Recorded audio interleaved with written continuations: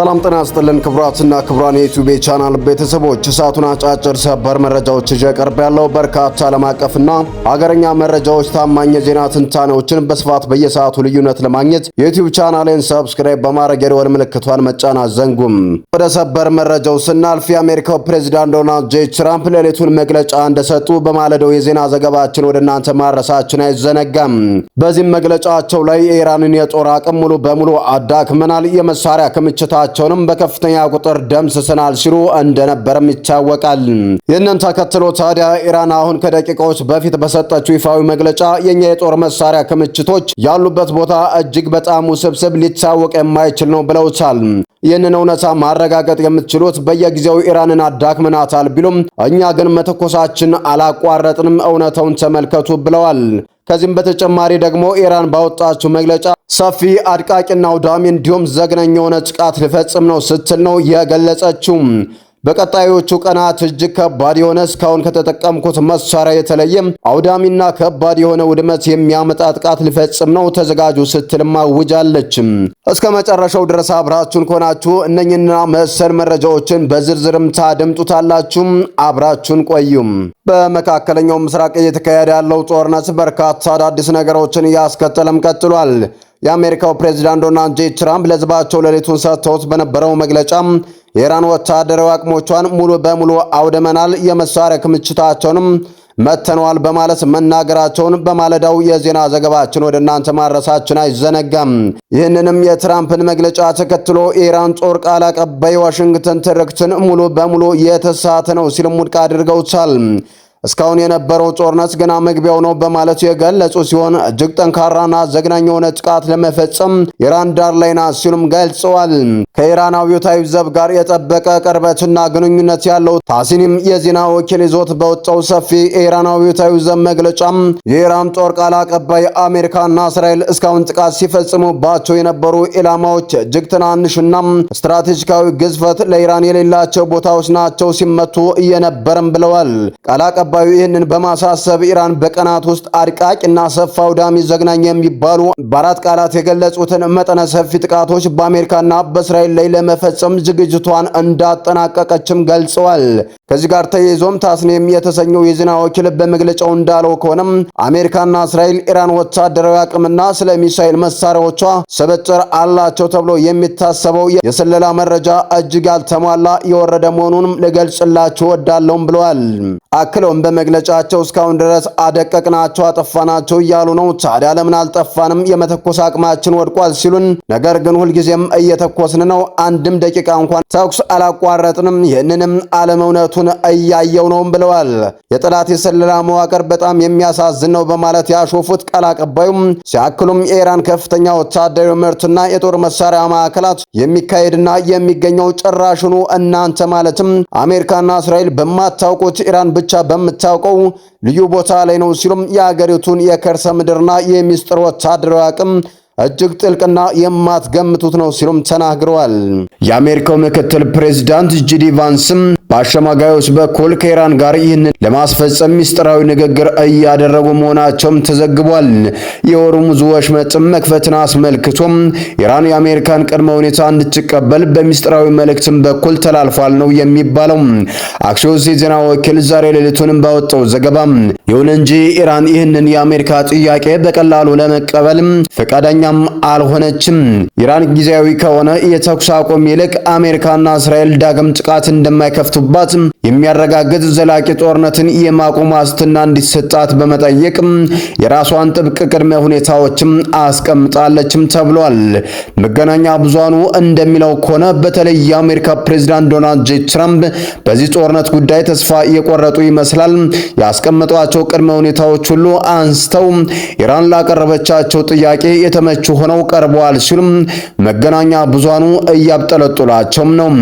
ይህ በዚህ እንዳለ የአሜሪካው ፕሬዝዳንት ዶናልድ ጄ ትራምፕ ዛሬ ሌሊቱን ከነጩ ቤተ መንግስት ዋይት ሃውስ ሆነው ለመላው አሜሪካውያን ጦርነቱን አስመልክተው ያለውን ሁኔታ በዝርዝር ማብራሪያም ሰጥተዋል።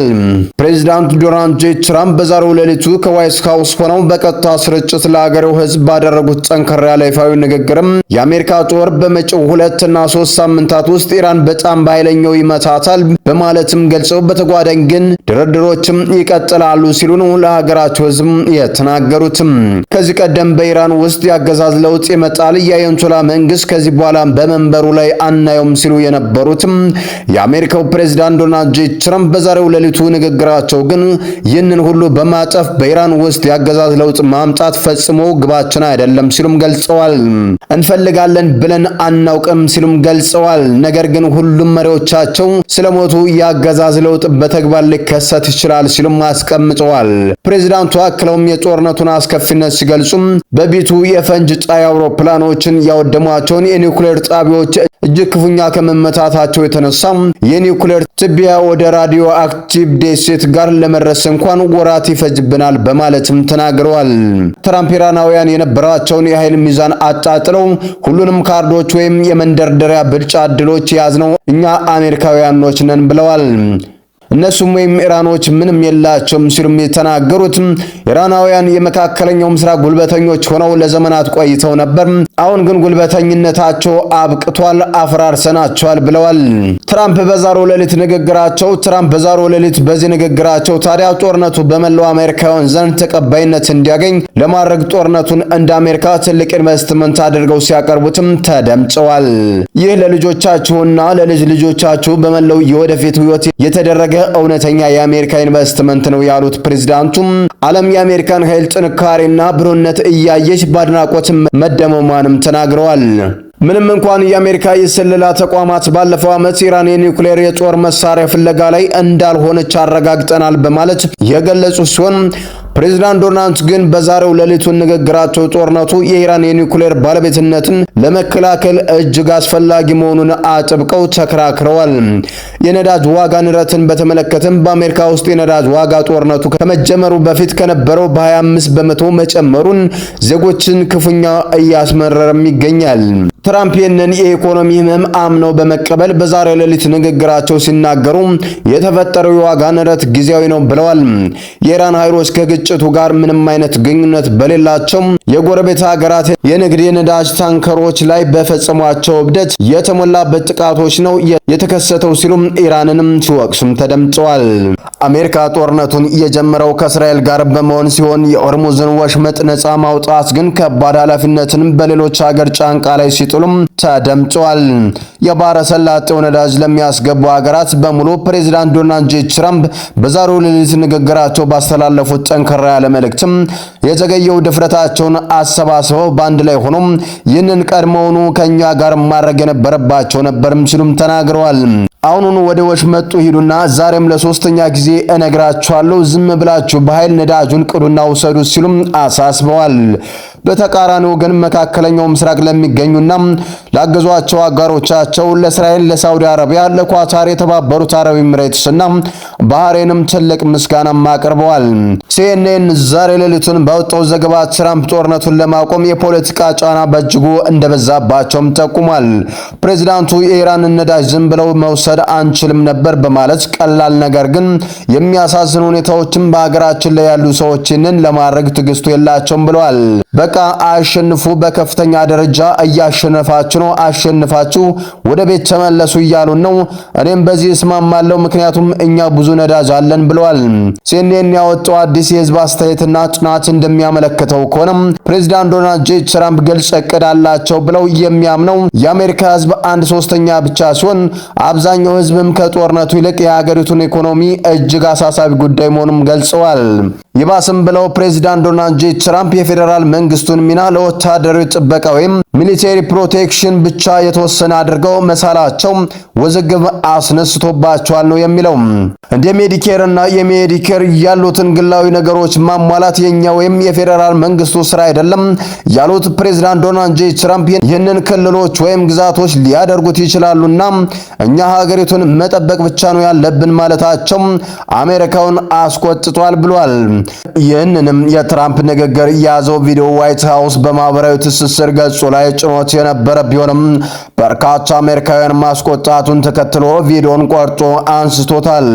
ፕሬዝዳንት ትራምፕ በዛሬ ሌሊቱ ዘለግ ያለ ንግግራቸው ጦርነቱን ስኬታማ ሲሉ በማድነቅ ዋና ዋና ስትራቴጂካዊ ግቦችን፣ የኢራን ወታደራዊ አቅም ሙሉ በሙሉ ማሽመድመድ፣ ኢራን የሚደግፏቸውን ኢራኖች የሚደግፏቸውን ቡድኖች የመደገፍ አቅማቸውን ማውደምና የኒውክሌር ፈንጂ የመስራት ህልማቸውን ማጨናገፍ ዓላማዎቻችን ነበሩ፣ እነሱን አሳክተናል ብለዋል። የቀድሞ ፕሬዝዳንት ባራክ ኦባማ የፈረሙትን የ2015 የኒውክሌር ስምምነት በስልጣን ዘመናቸው ባይሰርዙ ኑሮ ኢራን ግዙፍ የኒውክሌር ጦር መሳሪያ ክምችት ኖሯት እስራኤልም ሆነ መካከለኛው ምስራቅ አሁን ባልኖሩና በጠፉ ነበር ሲሉም ነው የተናገሩት። እኔ ግን መጥቼ ሁሉንም አለማዳንኩኝ ሲሉም ተደምጧል። የሚገርመው ግን ፕሬዝዳንቱ የኢራንን ወታደራዊ አቅም ሙሉ በሙሉ አውድም ያለው ብለው ንግግራቸውን ባጠናቀቁ በዚያ ቅጽበትም በፕሬዝዳንት ዶናልድ ጄ ትራምፕ ንግግር ከ20 ደቂቃ በኋላ የኢራን ጦር በመጠኑም ሆነ በአይነቱ ብዙ የሆነ ሚሳኤሎችን ወደ እስራኤል አከታትሎ መተኮሱንም የእስራኤል ጦር ማስታውቋል። ይህን ተከትሎም የአየር መከላከያ ስርዓቶች ስጋቱን ለማክሸፍ ወደ ስራ መግባታቸው ነው ከእስራኤል መገናኛ ብዙሃን ንጋቱን የወጡ መረጃዎች ያሳዩት።